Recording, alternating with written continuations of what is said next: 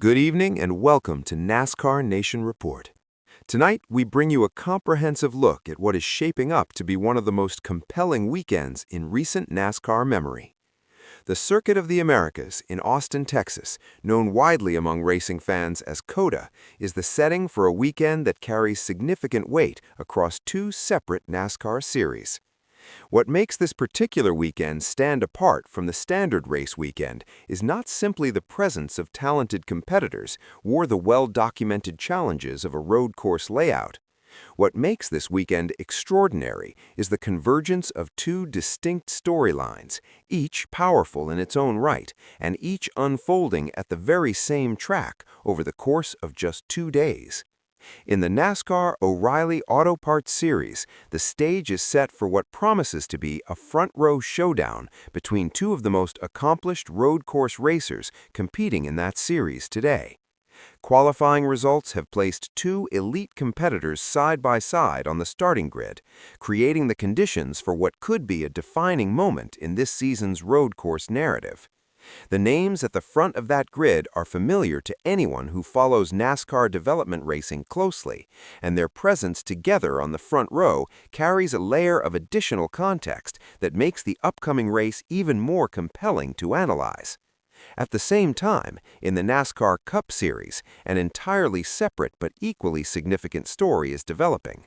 One driver enters Sunday's race at the Circuit of the Americas with the opportunity to accomplish something that only one other driver in the history of the Cup Series has ever done. A potential 6 consecutive road course victories would tie a record that has stood for decades, one that belongs to one of the most celebrated names in the sport's history. The pursuit of that record and the questions surrounding whether this particular driver can finally solve a track that has twice denied him the result his performance deserved forms the backbone of the Cup Series narrative heading into Sunday.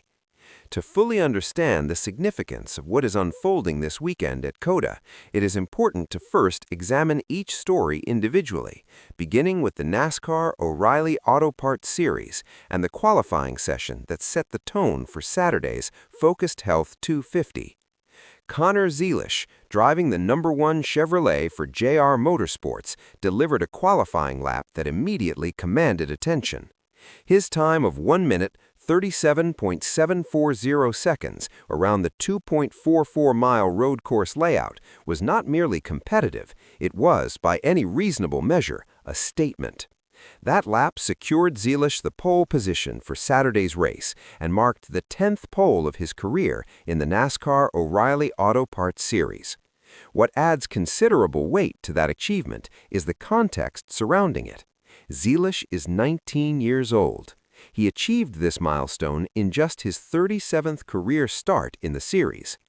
10 career poles in 37 starts before the age of 20 represents a level of consistency that is difficult to find in the history of NASCAR's development ranks.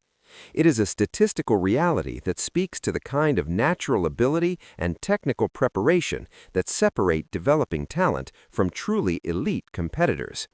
What makes the qualifying result even more significant is that Zilisch is not simply arriving at the Circuit of the Americas as a fast qualifier with no prior connection to the race itself.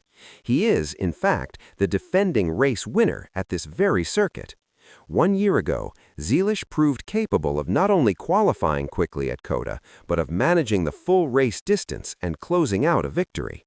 That combination, a previous win at the track, a pole position for the current race, and a demonstrated record of consistency, positions Zilisch as the clear favorite heading into Saturday.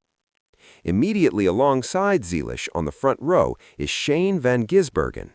Van Gisbergen's qualifying lap placed him second on the grid, just over 0.2 of a second slower than the pole sitting time set by Zilisch. While the gap in qualifying was clear, Van Gisbergen's presence on the front row is anything but a secondary story. He is, by any fair assessment, one of the most naturally gifted road course competitors in the NASCAR field at any level. His ability to manage tire degradation, execute late braking maneuvers, and sustain a high level of pace across the full race distance is well documented, and the Circuit of the Americas is precisely the type of venue where those skills are most prominently on display. The dynamic between Zilisch and van Gisbergen in this race carries an additional element worth noting. In the NASCAR Cup Series, both drivers compete for Trackhouse Racing.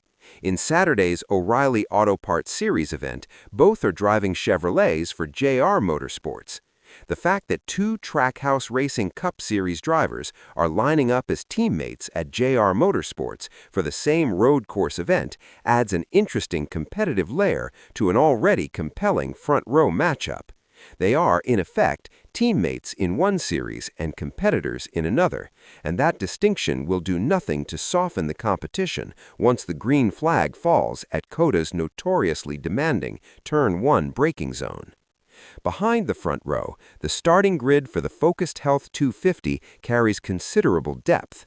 Austin Hill, the Daytona season opener winner at Daytona International Speedway, qualified third. Brandon Jones earned a fourth-place starting position. Justin Allgaier, Carson Kvapil, Brent Crews, Sam Mayer, Sheldon Creed, last week's race winner, and Sammy Smith completed the top 10 qualifiers. It is worth noting that Sam Mayer led the field's only practice session of the weekend, while Sheldon Creed, Mayer's JR Motorsports teammate, was second fastest in that same session. Austin Jean, Jesse Love, and Anthony Alfredo were also among the practice pace setters, illustrating the competitive depth present in the field beyond the front row. The qualifying session was not without its difficulties. Austin J. Hill, not to be confused with Austin Hill, who qualified third in the number 21 Richard Childress Chevrolet, experienced a mechanical failure during practice and was unable to complete a qualifying lap. He will start 38th, having secured his place in the field on the strength of owner points. The circumstances were even more challenging for two other competitors. With 40 cars entered and only 38 available spots in the field, two drivers were unable to make the race. Josh Williams in the number 92 DGM Racing Chevrolet and Tyler Gonzalez in the number 5 Hattori Racing Enterprises Ford failed to qualify and will not compete in Saturday's Focused Health 250. For those two teams and their crews, it represents a significant disappointment after making the journey to Austin with the expectation of competing on race day. That is where the picture stands heading into Saturday's NASCAR O'Reilly Auto Parts Series race, a front row defined by elite talent, a defending champion on the pole, and a field deep enough to produce any number of outcomes between the green flag and the checkered flag. The story of the O'Reilly Auto Parts Series at COTA, however, is only one of two major narratives this weekend. The second, which unfolds in Sunday's Cup Series race, carries implications that extend well beyond a single race result and into the record books of the sport itself. We will take a detailed look at the Cup Series storyline building at the Circuit of the Americas, the record that is within reach, the history behind it, and the track-specific challenges that have stood between one driver and the victory he has been chasing at this circuit. Stay with us.